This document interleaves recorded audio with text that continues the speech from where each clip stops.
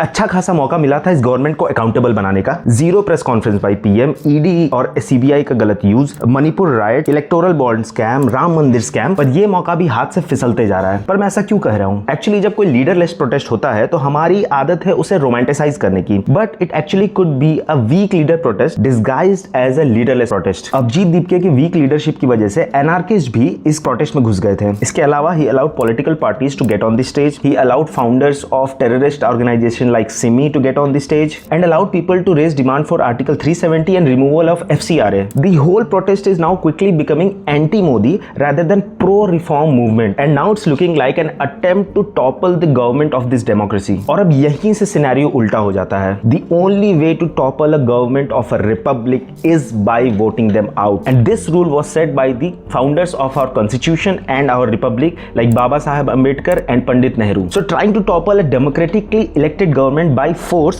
is like going directly against the constitution of India. And if you think this is not a democratically elected government, then you can go to Supreme Court of India, which draws the power. And if you think this is not a democratically elected government, then we have Supreme Court, which directly draws the power from constitution, not from the government. And उससे भी पहले ये सोचो कि इस particular party ने पिछले 5 साल में कोई इलेक्शन नहीं हारा है। If you think that all the elections are rigged, देखो प्रोटेस्ट करना है, प्रोटेस्ट करो, we all support the protest, but trying to topple the government by force, then you will have to meet the full force of the Constitution of India.